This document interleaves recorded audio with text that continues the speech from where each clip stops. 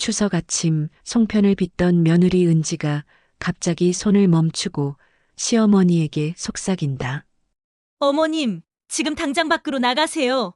절박한 목소리로 애원하는 은지. 정숙이 깜짝 놀라 반죽을 떨어뜨리며 무슨 말이니? 왜 그래? 집 밖에 검은 양복의 위험한 남자들이 나타나 집을 감시하기 시작한다. 평화로운 명절이 순식간에 공포의 현장으로 변하며 가족들이 떨기 시작한다. 오늘 사연 시작하기 전에 무료 버튼인 구독과 좋아요 꼭 눌러주세요. 추석 아침에 햇살이 거실 창문으로 스며들며 온 집안을 따뜻하게 물들였습니다. 정숙은 평소보다 일찍 일어나 부엌에서 송편을 빚을 준비를 하고 있었습니다. 65년을 살아오면서 맞이한 수많은 명절 중에서도 오늘은 왠지 마음이 무거웠습니다. 며느리 은지가 어제 밤부터 계속 불안한 기색을 보이는 것이 신경 쓰였거든요.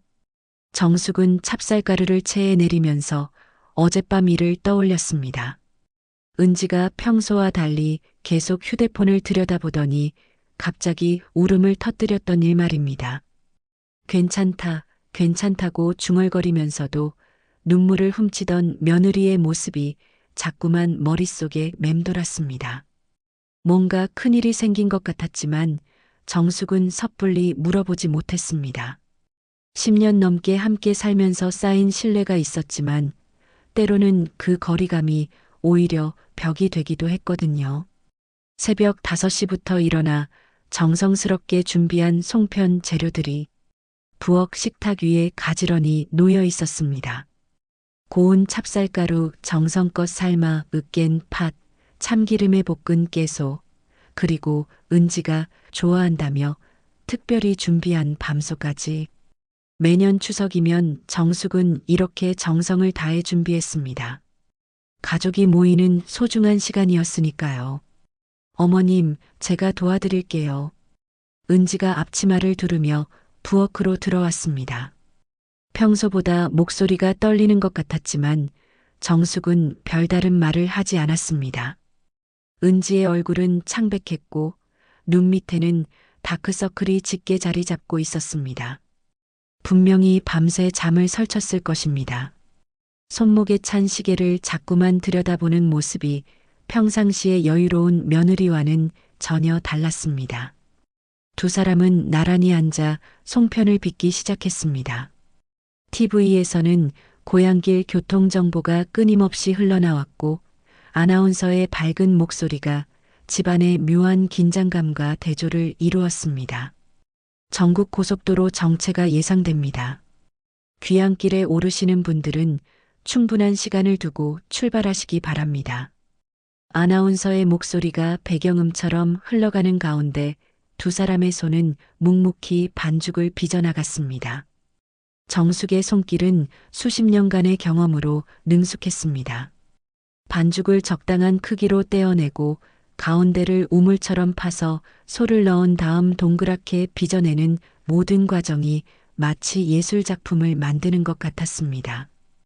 반면 은지의 손놀림은 어딘지 어색했습니다. 평소라면 정숙 못지않게 솜씨 좋게 송편을 빚던 며느리였는데 오늘은 자꾸만 실수를 반복했습니다. 어머님, 송편 모양이 참 고우세요. 은지는 억지로 미소를 지으며 말했습니다. 하지만 그 미소 뒤에 숨겨진 불안함을 정숙은 놓치지 않았습니다. 은지의 손가락이 미세하게 떨리고 있었고 자꾸만 현관 쪽을 힐끔힐끔 쳐다보는 것이 이상했습니다. 마치 누군가가 찾아올까봐 전전긍긍하는 모습이었습니다. 송편 하나를 빚는데도 평소에 2배나 되는 시간이 걸렸습니다. 정숙은 반죽을 치대면서 속으로 생각했습니다. 얘는 왜 이렇게 불안한 눈빛을 하는 걸까? 며느리와 함께 지낸 지 벌써 10년이 넘었지만 은지가 이렇게 초조해하는 모습은 처음이었습니다.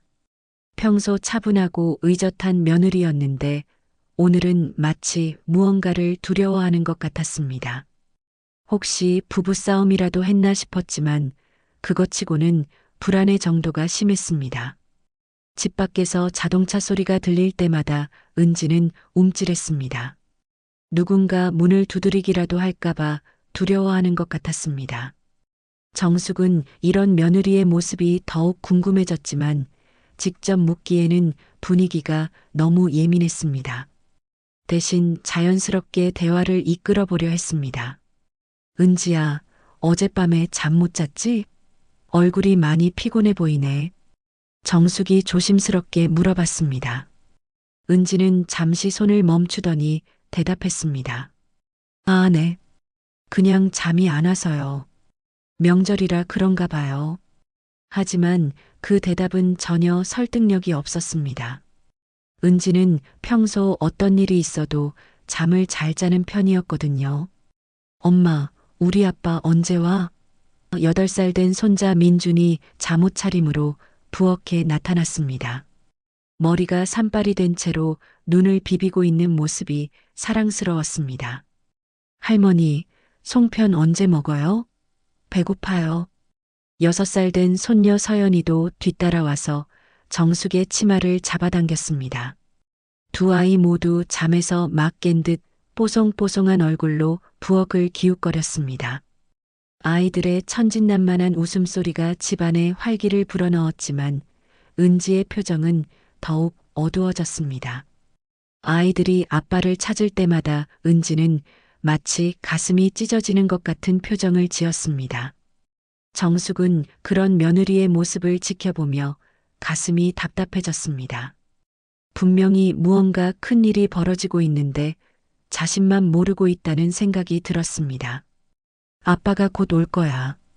그러니까 할머니랑 엄마가 만든 송편 먹으면서 기다리자. 은지가 아이들을 달래며 말했지만 목소리에는 확신이 없었습니다. 오히려 자신을 설득하려는 것 같은 어조였습니다. 정숙은 아들 진수가 어제부터 연락이 닿지 않는다는 것을 알고 있었습니다. 사업상 급한 일이 있다며 나간 뒤 소식이 없었거든요. 평소라면 바쁜 중에도 꼭 전화 한 통은 했을 텐데 말입니다. 할머니, 저 배고파요. 송편 하나만 먹어도 돼요? 서연이가 애교를 부리며 말했습니다. 정숙은 웃으며 갓 쪄낸 송편 하나를 서연이 입에 넣어 주었습니다. 맛있어? 네, 정말 맛있어요. 할머니가 만든 송편이 세상에서 제일 맛있어요. 서연이의 환한 웃음이 부엌을 환하게 만들었습니다. 하지만 은지는 그런 아이들의 모습을 보면서도 마음 놓고 웃지 못하는 것 같았습니다. 민준이는 송편을 입에 넣고 우물우물 씹으면서 물어봤습니다. 할머니, 왜 추석에 송편을 먹어요? 정숙은 손자의 호기심 가득한 눈을 보며 설명해 주었습니다. 옛날부터 우리 조상들이 추석에 송편을 만들어서 조상님께 올리고 가족들과 함께 나눠 먹었단다. 보름달처럼 둥글게 만들어서 가족의 화목을 빈다는 의미도 있어. 아이들은 신기하다는 표정으로 고개를 끄덕였습니다. 시계 바늘이 오전 10시를 가리키자 정숙은 더 이상 참을 수 없었습니다. 은지야, 진수는 정말 언제 와? 추석인데 이렇게 늦어도 되는 거야? 사업이 그렇게 급한 일이야? 목소리에 약간의 짜증이 섞여 있었습니다. 명절에 가족을 두고 나간 아들이 원망스러웠거든요. 특히 아이들이 아빠를 찾을 때마다 마음이 아팠습니다. 은지는 잠시 머뭇거리다가 대답했습니다. 어머님, 오늘 오후에는 분명히 올 거예요. 조금만 더 기다려주세요. 하지만 은지의 목소리는 점점 작아졌고 마지막에는 거의 속삭이는 수준이었습니다. 그리고 은지의 눈가에 맺힌 눈물을 정숙은 놓치지 않았습니다. 뭔가 말하고 싶어 하지만 차마 입에 담을 수 없는 것이 있다는 것을 직감했습니다. 분명히 무언가 큰 문제가 있다는 직감이 들었습니다. 30년 넘게 주부로 살아오면서 쌓인 여성의 육감이 경고하고 있었거든요. 은지의 불안한 기색, 아들의 실종, 그리고 집안의 감도는 이상한 긴장감까지 모든 것이 평상시와 달랐습니다. 정숙은 송편을 빚으면서도 마음이 편치 않았습니다. 뭔가 큰 변화가 일어날 것 같은 예감이 온몸을 감쌌거든요. 할머니, 아빠 오면 선물 주나요? 작년에 로봇 장난감 사준다고 약속했는데 아직 안 사줬어요. 민준이 천진난만하게 물어봤습니다. 정숙은 손자의 머리를 쓰다듬으며 대답했습니다. 그럼 아빠가 곧 사줄 거야. 할머니가 맛있는 송편 많이 만들어 놨으니까 아빠 오시면 같이 먹자. 하지만 마음 한구석에서는 불길한 예감이 계속 커져가고 있었습니다. 은지는 송편을 빚으면서도 계속 현관문 쪽을 신경 쓰고 있었습니다. 작은 소리에도 깜짝깜짝 놀라는 모습이 마치 도망자 같았습니다. 정숙은 이런 며느리의 모습이 처음이라 어떻게 접근해야 할지 고민이 되었습니다. 직접적으로 물어보자니 며느리가 더욱 움츠러들 것 같았고 그냥 두자니 불안함이 점점 커져갔습니다. 갑자기 은지가 송편을 빚던 손을 멈췄습니다. 손에 묻은 찹쌀가루도 털지 않은 채 조심스럽게 주위를 둘러보더니 아이들이 거실에서 놀고 있는 것을 확인했습니다. 그리고는 정숙에게 몸을 가까이 기울였습니다. 은지의 얼굴에는 이제까지 본 적 없는 절망적인 표정이 떠올랐습니다. 어머님, 은지의 목소리가 떨렸습니다. 정숙은 며느리의 심각한 표정에 덩달아 긴장이 되었습니다. 왜 그래, 은지야? 무슨 일이야? 정숙이 조심스럽게 물어봤지만 은지는 쉽게 말을 잇지 못했습니다. 입술을 몇 번 떨다가 다시 주위를 살펴보았습니다. 어머님, 지금 당장 밖으로 나가세요. 은지가 정숙의 귀에 대고 속삭였습니다. 목소리는 너무 작아서 거의 들리지 않을 정도였지만 그 안에 담긴 절박함은 뼈에 사무쳤습니다. 정숙은 깜짝 놀라 손에 있던 반죽을 떨어뜨렸습니다. 찹쌀 반죽이 바닥에 떨어지면서 둔탁한 소리를 냈습니다. 무슨 말이니? 왜 그래? 정숙의 목소리도 덩달아 떨렸습니다. 65년을 살아오면서 이런 식으로 누군가가 자신에게 피신하라고 말한 적은 한 번도 없었습니다. 며느리의 창백한 얼굴과 떨리는 손을 보니 장난이 아니라는 것을 알 수 있었습니다. 하지만 도대체 무슨 일인지 알 수가 없어서 더욱 답답했습니다. 은지는 눈치를 보며 더는 말을 잇지 못했습니다. 거실에서 아이들의 웃음소리가 들려왔기 때문입니다. 할머니, 엄마 뭐 하세요? 민준이가 부엌 쪽을 바라보며 소리쳤습니다. 은지는 재빨리 몸을 일으키며 평상시처럼 행동하려 했지만 손이 너무 떨려서 송편을 제대로 빚을 수가 없었습니다. 아무것도 아니야, 민준아. 엄마랑 할머니가 송편 만들고 있어. 은지가 억지로 밝은 목소리를 냈지만 정숙은 그 뒤에 숨겨진 공포를 느낄 수 있었습니다. 며느리가 이렇게까지 두려워하는 것이 도대체 무엇일까요? 왜 갑자기 자신에게 밖으로 나가라고 하는 걸까요? 정숙은 은지의 손을 잡았습니다. 그 손은 찬물에 담근 것처럼 차갑고 떨리고 있었습니다. 은지야, 천천히 말해봐. 무슨 일이 있는 거야? 진수한테 무슨 일이 생긴 거야? 정숙의 목소리에는 간절함이 담겨 있었습니다. 아들에게 무슨 일이 생겼다면 어머니로서 알 권리가 있다고 생각했거든요. 은지는 입술을 깨물며 고민하는 표정을 지었습니다. 말하고 싶지만 말할 수 없는 상황인 것 같았습니다. 어머님, 정말 급해요. 제발 저를 믿고 지금 당장 산책이라도 나가세요. 아이들은 제가 지킬게요. 은지의 목소리에는 애원하는 기색이 역력했습니다. 도대체 무슨 일인데 그래? 나한테 말도 안 하고 어떻게 나가라는 거야? 정숙은 점점 화가 나기 시작했습니다. 명절 아침에 갑자기 집에서 나가라니 그것도 이유도 모르는 채로 말입니다. 하지만 은지의 절박한 표정을 보니 정말 급한 상황인 것 같기도 했습니다. 이때 집 밖에서 자동차 문이 닫히는 소리가 들렸습니다. 은지는 그 소리를 듣자마자 얼굴이 새하얗게 변했습니다. 어머님, 늦었어요. 이제 어떡하죠? 은지의 목소리는 거의 울음에 가까웠습니다. 정숙은 이해할 수 없는 상황에 당황스러워했지만 며느리의 공포가 진짜라는 것만은 확실했습니다. 엄마, 아빠 왔어? 거실에서 민준이가 소리쳤습니다. 아이들은 아빠가 온 줄 알고 현관 쪽으로 뛰어가려 했습니다. 하지만 은지는 재빨리 아이들을 막았습니다. 아니야, 아빠 아닐 거야. 그냥 지나가는 차량 소리일 거야. 은지의 목소리는 떨리고 있었지만 아이들을 안심시키려 애썼습니다. 정숙은 창문 쪽으로 다가가 밖을 내다보려 했습니다. 하지만 은지가 재빨리 정숙의 팔을 잡으며 말렸습니다. 어머님, 창문으로 내다보시면 안 돼요. 제발이요. 은지의 간절한 부탁에 정숙은 멈춰섰지만 호기심과 불안함은 더욱 커져갔습니다. 집 밖에서는 발걸음 소리가 들렸습니다. 여러 명이 집 주위를 돌아다니는 것 같았습니다. 은지는 아이들을 자신의 품에 끌어안으며 숨을 죽였습니다. 민준아, 서연아, 조용히 해야 해. 게임하자. 누가 더 조용히 있나 내기하자. 아이들은 엄마의 이상한 행동을 이해하지 못했지만 분위기가 심상치 않다는 것은 느꼈나 봅니다. 정숙의 가슴은 두근두근 뛰었습니다. 도대체 무슨 일이 벌어지고 있는 걸까요?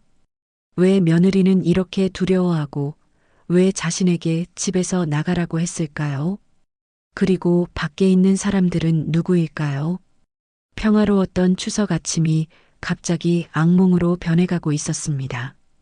은지는 휴대폰을 꺼내 누군가에게 문자를 보내려 했지만 손이 너무 떨려서 제대로 타이핑을 할 수가 없었습니다. 정숙은 그런 며느리를 보며 더욱 불안해졌습니다. 분명히 큰 위험이 다가오고 있다는 것을 직감했지만 정확히 무엇인지 알 수 없어서 더욱 두려웠습니다. 은지는 휴대폰을 꺼내 누군가에게 문자를 보내려 했지만 손이 너무 떨려서 제대로 타이핑을 할 수가 없었습니다. 정숙은 그런 며느리를 보며 더욱 불안해졌습니다. 분명히 큰 위험이 다가오고 있다는 것을 직감했지만 정확히 무엇인지 알 수 없어서 더욱 두려웠습니다. 집 밖의 발걸음 소리는 점점 가까워지고 있었고 은지의 공포는 절정에 달하고 있었습니다. 어머님, 정말 죄송해요. 이렇게 될 줄 몰랐어요. 은지가 눈물을 흘리며 속삭였습니다.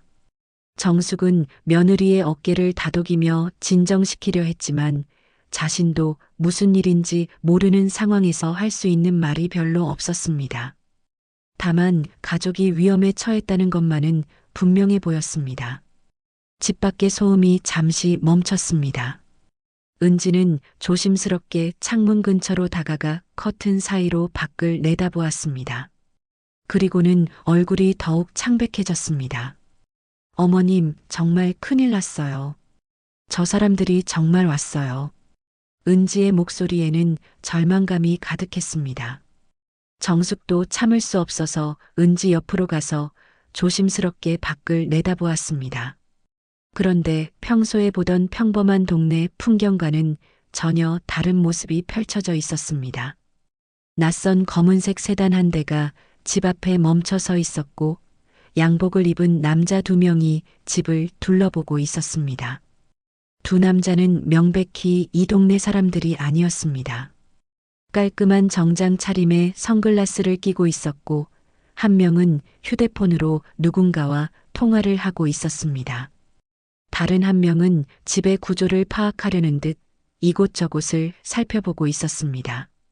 마치 영화에서 보던 조직폭력배나 사채업자 같은 모습이었습니다. 정숙의 가슴은 쿵쾅거렸습니다. 이게 무슨 일이야? 왜 우리 집을 감시하는 거지? 정숙이 떨리는 목소리로 물어봤지만 은지는 대답하지 못했습니다. 다만 눈물만 흘릴 뿐이었습니다.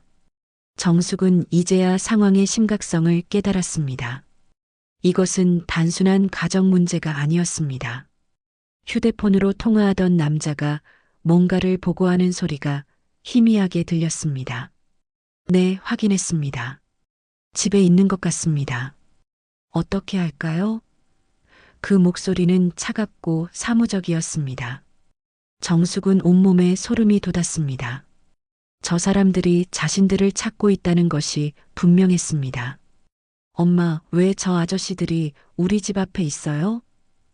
민준이가 호기심 어린 목소리로 물어봤습니다. 아이는 상황의 심각성을 전혀 모르고 있었습니다. 은지는 재빨리 아이를 거실 안쪽으로 데려가며 말했습니다. 아무것도 아니야. 그냥 지나가는 사람들이야.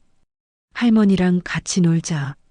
정숙은 손자를 안심시키려 했지만 자신도 무서워서 목소리가 떨렸습니다. 그래, 민준아. 할머니랑 서연이랑 같이 블록놀이 하자. 하지만 아이들도 어른들의 이상한 분위기를 감지했는지 평소처럼 밝지 않았습니다. 밖에서 다른 자동차 소리가 들렸습니다. 은지는 다시 창문으로 가서 확인해 보았습니다. 이번에는 검은색 SUV 한 대가 더 도착했습니다. 차에서 내린 사람은 앞서 온 2명보다 더 위협적으로 보였습니다. 키가 크고 건장한 체격에 무표정한 얼굴이었습니다. 어머님, 이제 정말 큰일이에요. 사람이 더 왔어요. 은지의 목소리는 거의 울음에 가까웠습니다. 정숙은 이해할 수 없는 상황에 답답함을 느꼈습니다. 은지야, 이제 정말 말해야겠어. 도대체 무슨 일이야? 저 사람들이 누구야? 우리 진수한테 무슨 일이 생긴 거야? 은지는 입술을 깨물며 고민했습니다. 더 이상 숨길 수 없다는 것을 깨달았지만 어떻게 설명해야 할지 막막했습니다. 어머님, 아드님이 말을 시작하려다가 다시 멈췄습니다. 밖에서 들려오는 소리 때문이었습니다. 3명의 남자가 서로 무언가를 의논하고 있었습니다. 그들의 대화 소리가 조금씩 들렸습니다. 시간이 별로 없어. 오늘 안에 해결해야 해. 집에 있는 건 확실해? 당연하지. 차도 있고 불도 켜져 있잖아. 정숙은 그 말들을 들으며 더욱 두려워졌습니다. 갑자기 집 전화벨이 울렸습니다. 정숙과 은지는 서로를 바라보며 놀랐습니다. 이 시간에 누가 전화를 걸까요? 혹시 밖에 있는 사람들과 관련이 있는 건 아닐까요?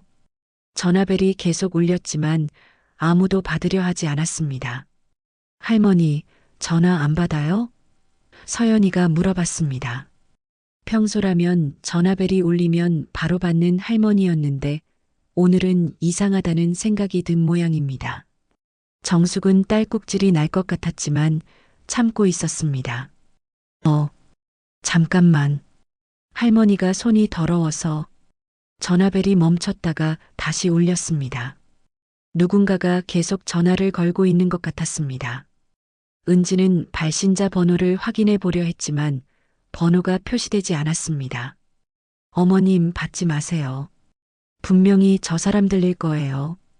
은지가 간절하게 말했습니다. 하지만 전화벨 소리 때문에 아이들이 불안해하기 시작했습니다. 엄마, 왜 전화 안 받아요? 아빠일 수도 있잖아요. 민준이가 걱정스러운 표정으로 말했습니다. 은지는 아이를 달래며 말했습니다. 아빠 전화번호는 따로 저장되어 있어. 이건 아빠가 아니야. 밖에서 발걸음 소리가 다시 들렸습니다. 이번에는 집 현관 쪽으로 다가오는 것 같았습니다. 정숙과 은지는 숨을 죽이며 상황을 지켜봤습니다. 혹시 문을 두드리는 건 아닐까 하는 불안감이 점점 커져갔습니다. 갑자기 현관문 앞에서 발소리가 멈췄습니다. 그리고 잠시 후 누군가가 문을 살살 흔드는 소리가 들렸습니다. 마치 잠겨 있는지 확인하는 것 같았습니다. 정숙은 온몸이 굳어버렸습니다. 65년을 살아오면서 이런 무서운 경험은 처음이었습니다. 은지는 아이들을 자신의 품에 더욱 단단히 끌어안았습니다. 아이들도 이제 분위기가 심상치 않다는 것을 느꼈는지 조용히 있었습니다. 엄마, 무서워요. 서연이가 작은 목소리로 말했습니다. 은지는 아이의 머리를 쓰다듬으며 괜찮아. 엄마가 있어라고 속삭였지만 자신도 무서워서 목소리가 떨렸습니다. 현관문에서 소리가 멈췄습니다. 하지만 그것이 오히려 더 무서웠습니다. 저 사람들이 무엇을 하고 있는 건지 알 수 없었거든요. 혹시 다른 방법으로 집안에 들어오려는 건 아닐까요? 정숙은 온 집안의 문과 창문이 제대로 잠겨 있는지 확인하고 싶었지만 움직일 수가 없었습니다. 이때 휴대폰에서 문자 알림음이 울렸습니다. 은지는 조심스럽게 휴대폰을 확인했습니다. 그리고는 얼굴이 더욱 창백해졌습니다. 문자의 내용이 무엇인지 정숙은 알 수 없었지만 분명히 좋지 않은 소식인 것 같았습니다. 이때 휴대폰에서 문자 알림음이 울렸습니다. 은지는 조심스럽게 휴대폰을 확인했습니다. 그리고는 얼굴이 더욱 창백해졌습니다. 문자의 내용이 무엇인지 정숙은 알 수 없었지만 분명히 좋지 않은 소식인 것 같았습니다. 은지는 휴대폰을 꽉 쥐고 몸을 떨었습니다. 마치 세상이 무너져 내리는 것을 확인한 것 같은 표정이었습니다. 은지야, 무슨 문자야? 정숙이 조심스럽게 물어봤지만 은지는 대답하지 못했습니다. 그저 눈물만 흘릴 뿐이었습니다. 밖에서는 여전히 수상한 남자들이 집 주변을 맴돌고 있었고 집안의 긴장감은 극에 달했습니다. 아이들조차 평소와 다른 분위기를 감지하고 조용히 있었습니다. 갑자기 현관 앞에서 발걸음 소리가 멀어지기 시작했습니다. 은지는 재빨리 창문으로 가서 확인해 보았습니다. 3명의 남자들이 자동차 쪽으로 돌아가고 있었습니다. 하지만 완전히 떠나는 것은 아니고 차에서 무언가를 가져오는 것 같았습니다. 임시로 물러난 것 같아요. 하지만 분명히 다시 올 거예요. 은지가 떨리는 목소리로 말했습니다. 정숙은 이제 참을 수 없었습니다. 상황이 이렇게까지 심각한데 계속 모르고 있을 수는 없었습니다. 은지야, 이제 정말 말해야 해. 도대체 무슨 일이야? 우리 진수가 뭘 잘못한 거야? 은지는 한동안 망설이다가 결국 입을 열었습니다. 어머님, 아드님이 큰 빚을 졌어요. 그것도 아주 위험한 사람들한테요. 목소리는 작았지만 그 말의 무게는 엄청났습니다. 정숙은 귀를 의심했습니다. 빚? 우리 진수가? 그게 얼마나 큰 빚이기에 저런 사람들이. 5억입니다. 은지의 대답에 정숙은 현기증을 느꼈습니다. 5억이라는 숫자가 머릿속에서 맴돌았습니다. 그런 큰 돈을 어디에 썼다는 말입니까? 그리고 그 돈을 어떻게 갚는다는 말입니까? 어떻게 그런 큰 빚을. 정숙의 목소리는 떨렸습니다. 투자라고 하셨어요. 확실한 수익이 보장된다고 하면서. 하지만 모든 것이 사기였어요. 은지가 눈물을 흘리며 설명했습니다. 정숙은 무릎에 힘이 빠져 주저앉을 뻔했습니다. 아들이 그런 위험한 일에 손을 댔다니, 그것도 가족들에게는 아무 말도 하지 않고 말입니다. 이때 거실에서 소음이 들렸습니다. 현관문이 열리는 소리였습니다. 정숙과 은지는 깜짝 놀라 서로를 바라봤습니다. 혹시 밖에 있던 사람들이 들어온 건 아닐까요? 하지만 곧 익숙한 목소리가 들렸습니다. 왜 이렇게 조용해? 다들 어디 있어? 진수였습니다. 아들이 돌아온 것입니다. 하지만 기쁨보다는 걱정이 앞섰습니다. 밖에 있던 위험한 사람들을 피해 돌아온 건지 아니면 그들과 무슨 일이 있었던 건지 알 수 없었거든요. 은지는 남편이 무사히 돌아온 것에 안도했지만 동시에 더 큰 두려움을 느꼈습니다. 아빠. 민준이와 서연이가 아빠를 보고 달려갔습니다. 진수는 아이들을 끌어안았지만 표정이 어두웠습니다. 평소의 밝은 모습과는 전혀 달랐습니다. 얼굴은 창백했고 옷도 구겨져 있었습니다. 며칠 동안 제대로 씻지도 못한 것 같았습니다. 어머니, 은지야, 미안해. 진수가 고개를 숙이며 말했습니다. 그 한마디에 모든 것이 담겨 있었습니다.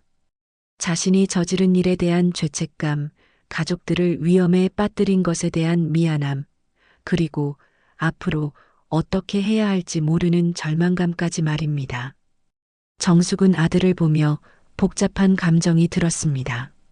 며칠 동안 연락도 없이 사라져서 걱정을 끼쳤던 것에 대한 화와 동시에 그런 큰 일을 혼자 감당하려 했던 아들이 안쓰럽기도 했습니다. 진수야, 도대체 무슨 일이야? 은지한테 들었는데. 정말이야? 진수는 고개를 끄덕였습니다. 네, 정말입니다. 제가 너무 욕심을 부렸어요. 확실하다고 생각했는데. 목소리가 점점 작아졌습니다. 성공한 사업가로 살아왔던 자존심이 무너져 내리는 순간이었습니다. 은지는 남편 옆으로 가서 그의 손을 잡았습니다. 여보, 밖에 사람들이 와 있어요. 우리를 찾고 있어요. 진수의 얼굴이 더욱 어두워졌습니다. 알고 있어. 나를 따라온 것 같아. 다른 곳에서 벗어나려고 했는데. 진수는 한숨을 깊게 쉬었습니다. 아빠, 왜 울어요? 무슨 일이에요? 서연이가 아빠의 눈물을 닦아주며 물어봤습니다. 아이들 앞에서 우는 아빠의 모습이 처음이었거든요. 진수는 딸의 작은 손을 잡으며 말했습니다. 아빠가 실수를 했어. 하지만 괜찮을 거야. 아빠가 해결할게. 하지만 그 말에는 확신이 없었습니다. 5억이라는 큰 빚을 어떻게 해결한다는 말입니까? 게다가 상대는 일반적인 은행이나 금융기관이 아니라 위험한 사람들이었습니다. 법적인 절차를 밟지 않고 직접적인 방법으로 돈을 받으려 할 것이 분명했습니다. 갑자기 거실에서 큰 소리가 났습니다. 은지와 진수는 아이들과 함께 거실로 가보았습니다. 진수가 현관문을 제대로 닫지 않아서 바람에 문이 흔들리고 있었습니다. 하지만 정작 무서운 것은 문 앞에 놓인 봉투였습니다. 진수는 조심스럽게 봉투를 집어들었습니다.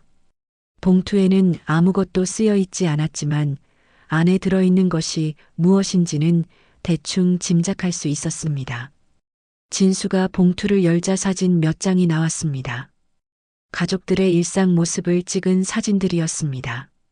아이들이 학교에 가는 모습, 은지가 장을 보는 모습, 정숙이 아파트 화단에서 꽃에 물을 주는 모습까지 모든 것이 며칠 전에 찍힌 것들이었습니다. 마지막 사진에는 메시지가 적혀 있었습니다. 시간이 얼마 남지 않았습니다. 가족의 안전을 생각한다면 빨리 연락하세요.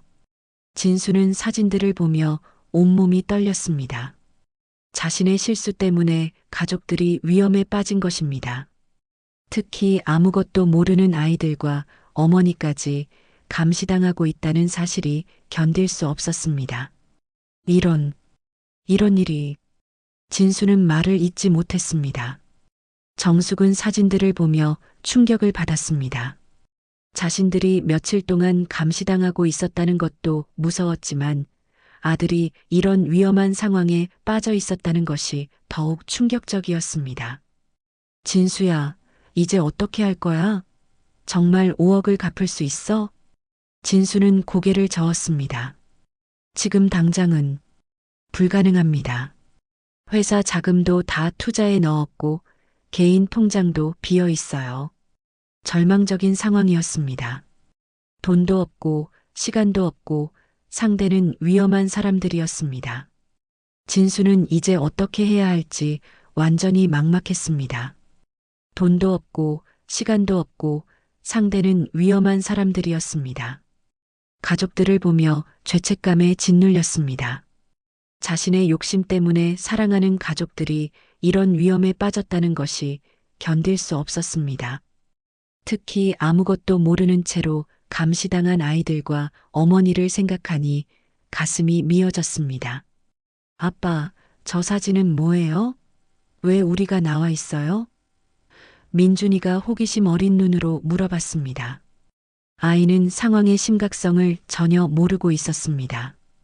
진수는 재빨리 사진들을 숨기며 말했습니다. 아무것도 아니야. 그냥 광고 전단지야. 하지만 목소리가 떨려서 설득력이 없었습니다. 정숙은 아들의 거짓말을 알아챘지만 아이들 앞에서는 아무 말을 하지 않았습니다. 대신 손자들을 방으로 데려가려 했습니다. 민준아, 서연아, 할머니랑 방에서 만화책 보자. 재미있는 책이 많이 있어. 아이들은 할머니를 따라 방으로 들어갔습니다. 아이들이 방에 들어간 후 거실에는 진수와 은지만 남았습니다. 두 사람은 서로를 바라보며 말없이 있었습니다. 10년 넘게 함께 살아온 부부였지만 이런 절망적인 상황은 처음이었습니다. 은지는 남편의 손을 잡으며 말했습니다. 여보, 정말 방법이 없는 거예요? 회사 부동산도 다 담보로 잡혀 있고 개인 자산도 거의 없어. 친구들한테 빌려달라고 했지만 5억은 너무 큰 돈이야. 진수의 목소리에는 절망감이 가득했습니다. 평생 성실하게 일해온 것이 하루아침에 무너져 내린 기분이었습니다. 갑자기 현관문을 두드리는 소리가 들렸습니다. 두 사람은 깜짝 놀라 서로를 바라봤습니다. 밖에 있던 사람들이 드디어 직접 나선 것 같았습니다. 문을 두드리는 소리는 점점 더 크고 거칠어졌습니다. 마치 문을 부수겠다는 듯한 강한 힘이 느껴졌습니다. 정 사장님 계십니까? 문 좀 열어주세요. 낯선 남자의 목소리가 문 너머로 들렸습니다. 목소리는 차갑고 위협적이었습니다. 진수는 온몸이 굳어버렸습니다. 드디어 직접 대면해야 하는 순간이 온 것입니다. 은지는 남편의 팔을 붙잡으며 떨었습니다. 정 사장님 안에 계시는 거 다 알고 있습니다. 문 안 열면 다른 방법을 써야겠는데요? 협박의 의미가 담긴 말이었습니다. 진수는 어쩔 수 없이 문 쪽으로 다가갔습니다. 하지만 문을 열기 전에 은지에게 말했습니다. 은지야, 아이들이랑 어머니는 방에서 나오지 마. 진수가 문을 열자 3명의 남자가 서 있었습니다. 앞서 본 것과 같은 양복 차림의 사람들이었습니다. 가운데 서 있는 남자가 가장 위협적으로 보였습니다. 키가 크고 건장한 체격에 차가운 눈빛을 하고 있었습니다. 정진수 씨죠? 저희가 누군지 아시겠죠? 남자의 목소리는 조용했지만 위협적이었습니다. 진수는 고개를 끄덕였습니다. 네, 알고 있습니다. 하지만 약속한 시간이 시간이 바뀌었습니다. 오늘 저녁까지 정리해야 합니다. 남자의 말에 진수는 얼굴이 창백해졌습니다. 원래는 일주일의 시간이 더 있었는데 갑자기 시간을 단축한다는 것입니다. 그건 너무 갑작스럽습니다. 약속과 다릅니다. 약속을 어긴 쪽은 당신입니다. 이미 연락 두절된 지 며칠째고 중간 보고도 없었잖아요. 남자의 말이 맞았습니다. 진수는 무서워서 며칠 동안 도망 다니느라 연락을 하지 않았습니다. 그것이 상황을 더욱 악화시킨 것입니다. 이때 방에서 정숙이 나왔습니다. 손자들을 걱정하는 할머니의 마음으로 상황을 확인하려는 것이었습니다. 남자들은 정숙을 보더니 서로 눈짓을 했습니다. 마치 새로운 카드를 발견한 것 같은 표정이었습니다. 어머님이시군요. 좋은 집에 사시네요. 남자가 정숙을 보며 말했습니다. 그 말 속에는 분명히 다른 의미가 담겨 있었습니다. 혹시 이 집도 담보로 잡을 수 있다는 계산을 하는 것 같았습니다. 정숙은 그들의 시선을 받으며 불안해했습니다. 우리 어머니는 상관없습니다. 제 문제니까 저하고만 이야기해요. 진수가 어머니를 보호하려 했지만 남자들은 이미 관심을 보이고 있었습니다. 가족 모두가 관련된 문제입니다. 특히 이런 좋은 집에 사시는 분이라면 은지는 남편 옆으로 와서 필사적으로 말했습니다. 제발 애들 앞에서는 이러지 마세요. 아이들이 무서워해요. 목소리에는 간절함이 담겨 있었습니다.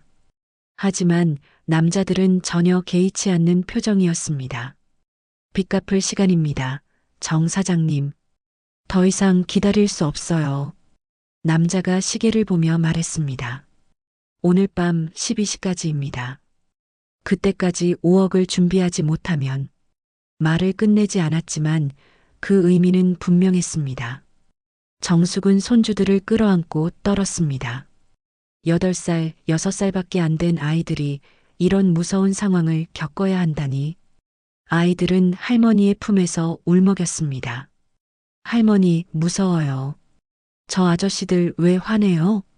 서연이가 작은 목소리로 물어봤습니다. 괜찮아, 괜찮아. 할머니가 있어. 정숙이 손녀를 달래며 말했지만 자신도 무서워서 목소리가 떨렸습니다. 65년을 살아오면서 이런 위험한 상황은 처음이었습니다. 평화로웠던 일상이 하루아침에 악몽으로 변한 것입니다. 남자들은 집안을 둘러보며 무언가를 계산하는 듯 했습니다. 집의 규모, 가구의 상태, 전체적인 분위기 등을 파악하려는 것 같았습니다. 이 집 시세가 얼마나 될까요? 한 남자가 다른 남자에게 속삭였습니다. 진수는 그 말을 듣고 더욱 절망적인 기분이 들었습니다. 어머니의 집까지 위험에 빠뜨릴 수는 없었습니다. 이 집은 어머니가 평생 모은 돈으로 산 소중한 보금자리였거든요. 하지만 지금 상황에서는 다른 대안이 보이지 않았습니다. 시간이 촉박하니까 결정하세요. 현금이 없으면 다른 방법도 있습니다.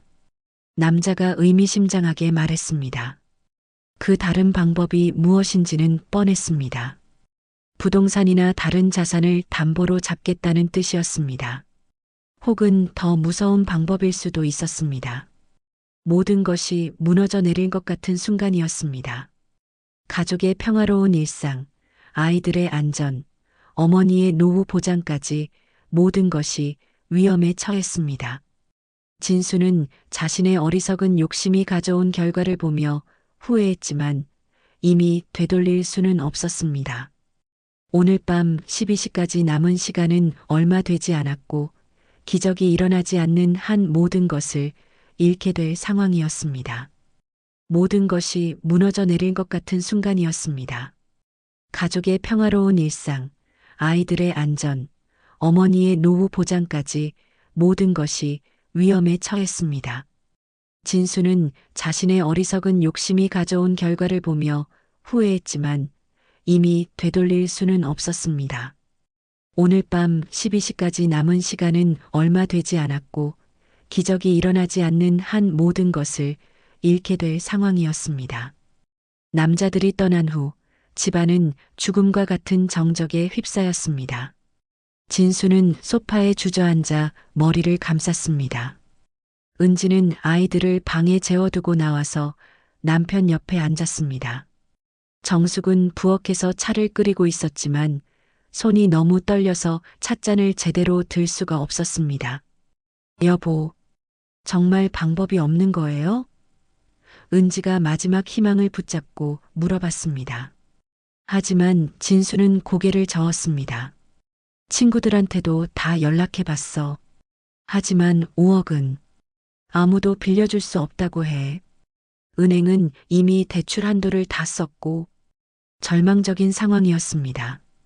정숙은 차를 가져와 아들과 며느리 앞에 놓았습니다. 그리고 조심스럽게 입을 열었습니다. 진수야, 정말 솔직하게 말해봐. 어떻게 이런 일이 생긴 거야? 어머니의 간절한 질문에 진수는 더 이상 숨길 수 없었습니다. 어머니, 제가 너무 욕심을 부렸습니다. 진수가 고백하기 시작했습니다. 회사가 어려워졌을 때 누군가가 확실한 투자처를 소개해줬어요. 3개월 만에 투자금의 2배를 벌 수 있다고 했습니다. 처음에는 1억만 투자하려 했는데 진수의 목소리가 점점 작아졌습니다. 그런데 첫 달에 정말 수익이 났어요. 2천만 원을 벌었습니다. 그래서 더 큰 금액을 투자했어요. 회사 자금도 넣고 개인 통장에 돈도 모두 넣었습니다. 심지어 진수는 말을 멈췄습니다. 어머니에게 말하기 어려운 부분이 있었습니다. 심지어 정숙이 다그쳤습니다. 이미 5억의 빚을 진 상황에서 더 숨길 것이 있다는 게 믿어지지 않았습니다. 진수는 한참을 망설이다가 결국 입을 열었습니다. 어머니 집도 담보로 잡혔습니다. 정숙은 귀를 의심했습니다. 뭐라고? 우리 집을? 목소리가 떨렸습니다. 이 집은 정숙이 평생 모은 돈으로 산 소중한 보금자리였습니다. 남편이 돌아가신 후 혼자서 악착같이 모은 돈으로 마련한 집이었거든요. 죄송합니다, 어머니. 정말 확실한 투자라고 생각했어요. 몇 달 후에는 집도 되찾아드리고 더 좋은 집으로 이사도 가드리려고 했습니다. 진수는 어머니 앞에 무릎을 꿇었습니다. 하지만 이미 돌이킬 수 없는 상황이었습니다. 은지는 이 사실을 처음 알았습니다. 여보, 그런 중요한 일을 왜 말하지 않았어요? 어머님 집까지. 은지도 충격을 받았습니다. 남편이 자신에게도 숨기고 있던 일이 있었다는 것에 배신감을 느꼈습니다. 미안해, 은지야. 말하면 반대할 것 같아서. 그리고 정말 확실하다고 생각했어. 진수의 변명은 설득력이 없었습니다. 가족의 미래를 걸고 도박을 한 것과 다름없었거든요. 정숙은 한동안 말없이 있다가 조용히 물어봤습니다. 그래서 지금 우리 집도 날아가는 거야? 목소리에는 분노보다는 깊은 실망이 담겨 있었습니다. 65년을 살아오면서 아들을 믿고 의지했는데 그 아들이 자신을 이렇게 배신했다는 것이 견딜 수 없었습니다. 어머니, 제가 어떻게든 해결해 보겠습니다. 다른 방법을 찾아보겠습니다. 진수가 애원하듯 말했지만 정숙은 고개를 저었습니다. 지금까지 못 찾았는데 몇 시간 만에 무슨 방법을 찾는다는 거야? 이때 은지가 무릎을 꿇고 정숙 앞에 앉았습니다. 어머님, 사실 제가 말씀드릴 게 있어요. 은지의 목소리에는 결단이 담겨 있었습니다. 사실 아드님이 어머님 재산을 담보로 불법 투자를 했습니다. 그래서 제가 아까 어머님을 피신시키려 했던 거예요. 정숙의 눈에 눈물이 고였습니다. 며느리까지 이 사실을 알고 있었다는 것입니다. 자신만 모르고 있었던 것입니다. 그래서 너희들이 나한테 말도 안 하고. 정숙의 목소리가 떨렸습니다. 죄송해요, 어머님. 말씀드리고 싶었지만 너무 충격받으실까봐. 은지도 눈물을 흘렸습니다. 시어머니에게 이런 나쁜 소식을 전하는 것이 얼마나 어려웠는지 모릅니다. 특히 추석 같은 명절에 말입니다. 내 아들이 나 몰래. 정숙이 진수를 바라봤습니다. 그 눈빛에는 배신감과 실망감이 가득했습니다. 평생 믿고 의지했던 아들이 자신을 속이고 재산까지 담보로 잡았다는 사실이 받아들여지지 않았습니다. 진수는 어머니의 눈빛을 차마 마주볼 수 없었습니다. 어머니, 정말 죄송합니다. 제가 너무 어리석었습니다.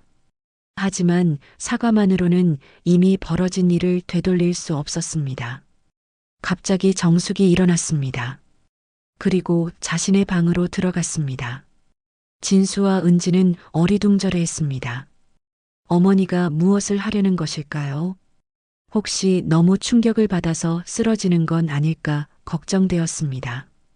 잠시 후 정숙이 방에서 나왔습니다. 손에는 작은 금고 열쇠를 들고 있었습니다.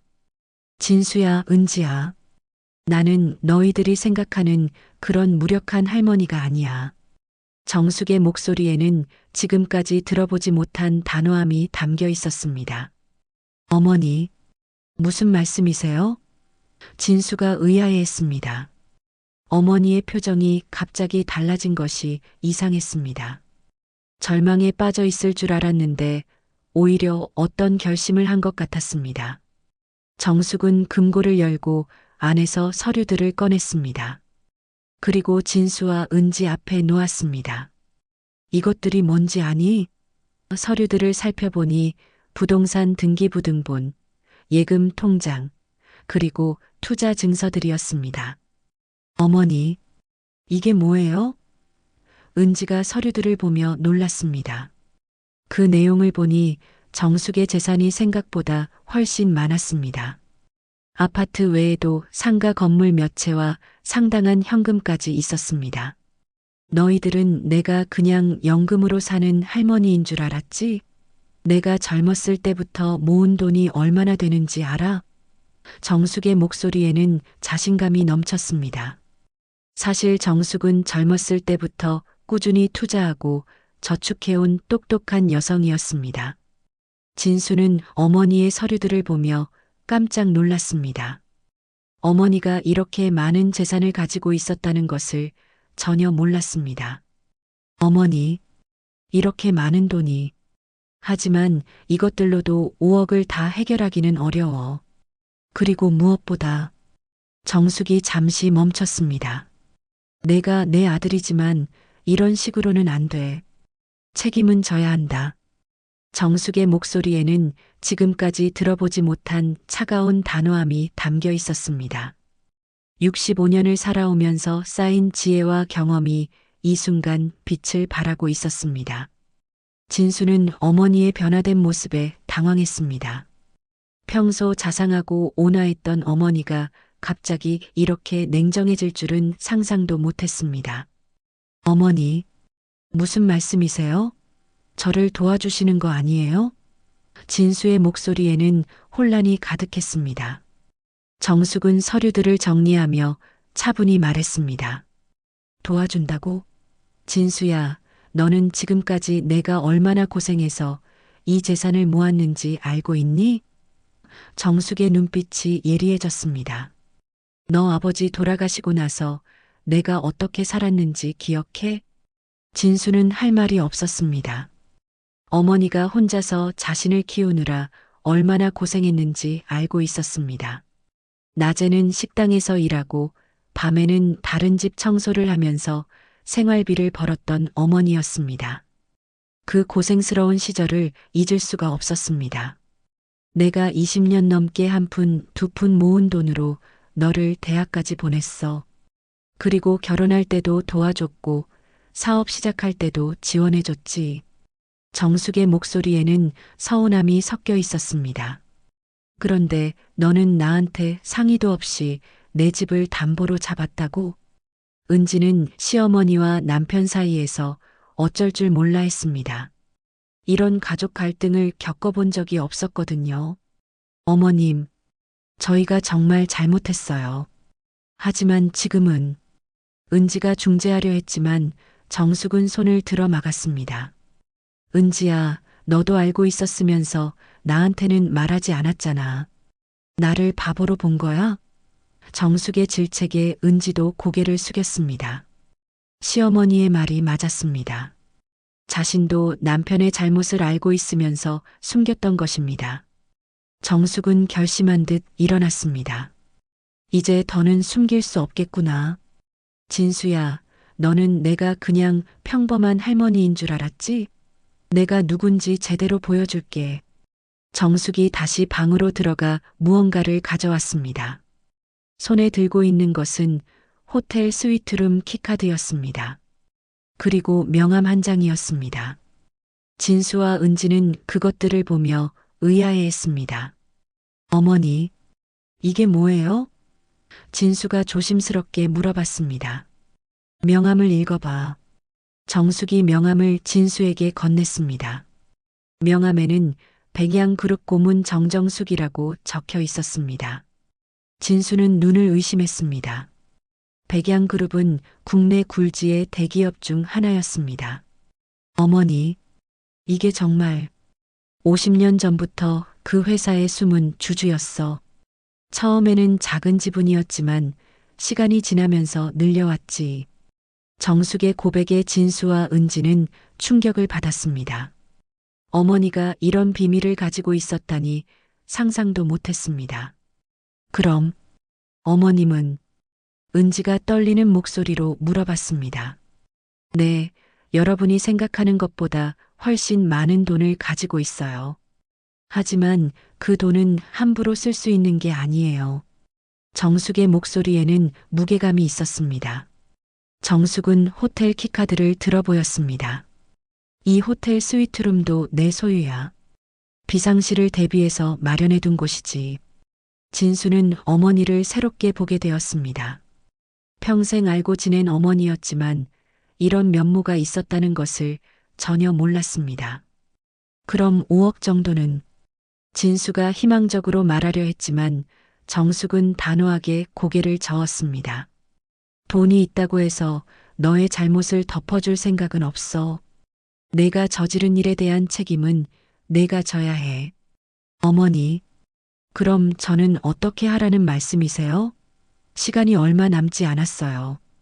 진수의 목소리에는 절망감이 가득했습니다. 어머니에게 마지막 희망을 걸었는데 그마저도 거절당한 기분이었습니다. 정숙은 서류들을 다시 정리하며 말했습니다. 내가 도와주되 조건이 있어. 첫째, 이 집은 내 이름으로 다시 정리할 거야. 너는 더 이상 이 집에 대한 권리가 없어. 진수는 어머니의 첫 번째 조건을 들으며 고개를 끄덕였습니다. 둘째, 너의 사업도 내가 관리할 거야. 더 이상 혼자서 결정할 수 있는 권한은 없어. 정숙의 두 번째 조건은 더욱 충격적이었습니다. 사실상 아들의 재산권을 박탈하겠다는 의미였습니다. 셋째, 은지와 아이들은 당분간 나와 함께 살 거야.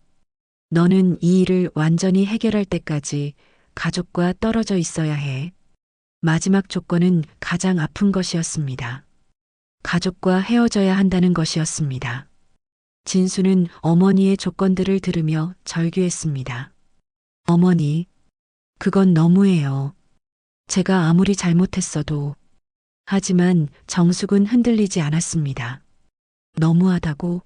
내가 한 일이 더 너무하지 않았어? 가족을 이렇게 위험에 빠뜨려 놓고? 은지는 시어머니의 결정을 이해했습니다. 남편이 저지른 일이 얼마나 큰 잘못인지 깨달았거든요. 어머님 말씀이 맞아요, 여보. 우리가 너무 안일했어요. 은지가 남편을 설득했습니다. 하지만 가족이잖아요. 이렇게 갈라서면. 진수가 마지막으로 애원했지만 정숙의 마음은 이미 정해져 있었습니다. 가족이기 때문에 더욱 엄격해야 해. 내가 진정으로 반성하고 변화할 때까지는 이 상태를 유지할 거야. 정숙은 호텔 스위트룸에 보관해둔 비상자금과 법적 서류들을 언급하며 계속했습니다. 이제 더는 숨길 수 없겠구나. 내가 직접 나서서 이 문제를 해결할 거야. 하지만 내가 생각하는 방식과는 다를 거야. 어머니, 제발. 진수가 무릎을 꿇고 애원했지만 정숙은 이미 모든 것을 결정한 상태였습니다. 내가 내 아들이지만 잘못은 잘못이야. 그리고 이 가족을 지키는 것은 이제 내 몫이야. 정숙의 결단력 있는 모습을 보며 은지와 진수는 새로운 현실을 받아들여야 했습니다.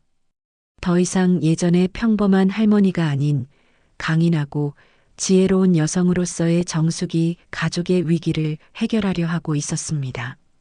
그날 밤 정숙은 약속된 시간 전에 모든 문제를 해결했습니다.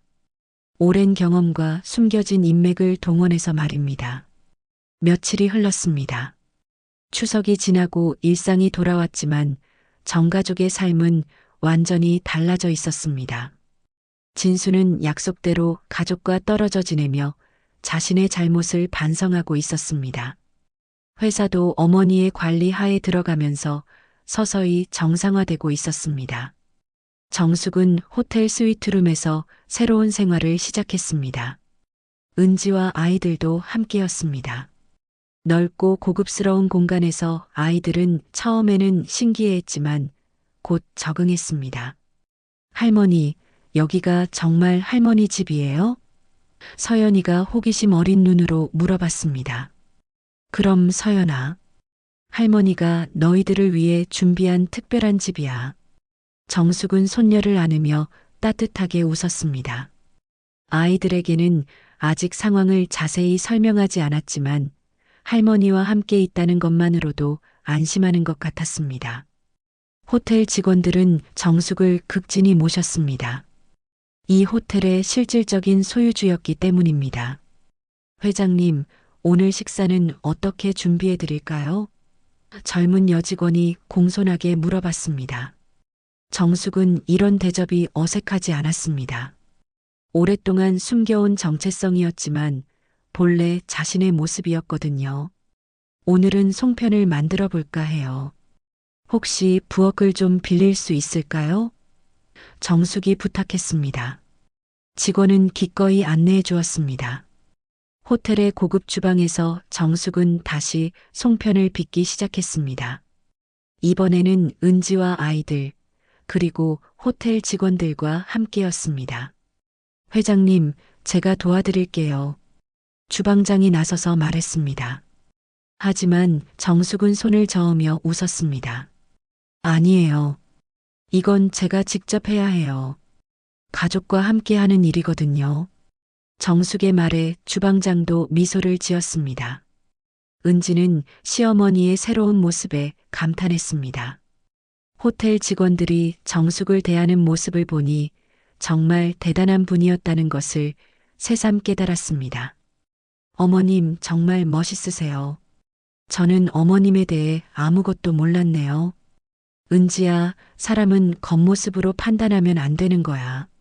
나도 젊었을 때부터 꾸준히 공부하고 노력해왔어. 정숙이 송편을 빚으며 말했습니다. 여자라고 해서, 나이가 많다고 해서 무시당할 이유는 없거든. 아이들은 할머니와 함께 송편 만들기를 즐거워했습니다. 할머니, 이번에는 제가 더 잘 만들 수 있어요. 민준이가 자신감 있게 말했습니다. 정숙은 손자의 열정을 보며 흐뭇해했습니다. 그래, 민준아. 할머니보다 더 잘 만들어봐. 호텔 직원들도 하나둘씩 주방으로 들어와 구경했습니다. 평소 냉정하고 카리스마 있는 회장님이 이렇게 자상한 할머니의 모습을 보이는 것이 신기했습니다. 회장님, 손주분들이 정말 예쁘시네요. 한 직원이 감탄하며 말했습니다. 이 아이들이 내 보물이에요. 이 아이들을 위해서라면 뭐든지 할 수 있어요. 정숙의 말에 진심이 담겨 있었습니다. 아들의 잘못 때문에 힘든 시간을 보냈지만 손주들만큼은 행복하게 키우고 싶었습니다. 송편을 다 만든 후 정숙은 직원들과 함께 나눠 먹었습니다. 이번 명절도 저희랑 함께 해주세요, 회장님. 직원들이 말했습니다. 정숙은 따뜻하게 웃으며 대답했습니다. 이제야 진짜 가족이 생긴 것 같구나. 창밖으로는 도시의 야경이 펼쳐져 있었습니다. 멀리서 불꽃놀이가 올라가고 있었습니다. 추석을 맞아 열리는 행사였습니다. 아이들은 창가에 달라붙어 불꽃놀이를 구경했습니다. 와, 정말 예뻐요. 서연이가 박수를 쳤습니다. 정숙은 손주들을 바라보며 생각했습니다. 지난 며칠간 많은 일이 있었지만 결국 가장 중요한 것은 가족의 행복이었습니다. 아들은 잘못을 저질렀지만 그것이 모든 것의 끝은 아니었습니다. 다시 시작할 수 있는 기회는 있었습니다. 할머니, 아빠는 언제 와요? 민준이가 물어봤습니다. 정숙은 손자의 머리를 쓰다듬으며 대답했습니다. 아빠가 자신의 잘못을 깨닫고 진심으로 반성하면 돌아올 수 있을 거야. 그때까지는 할머니가 너희들을 지켜줄게. 은지는 시어머니의 말을 들으며 안도했습니다. 처음에는 가족이 흩어지는 것 같아 두려웠지만 이제는 이것이 새로운 시작일 수도 있다는 생각이 들었습니다. 어머님, 정말 감사해요. 저희들을 이렇게 돌봐주셔서. 고마워할 건 없어, 은지야. 우리는 가족이잖아. 정숙이 며느리의 손을 잡으며 말했습니다. 앞으로는 서로 솔직하게 지내자. 더 이상 숨기는 일은 없었으면 좋겠어.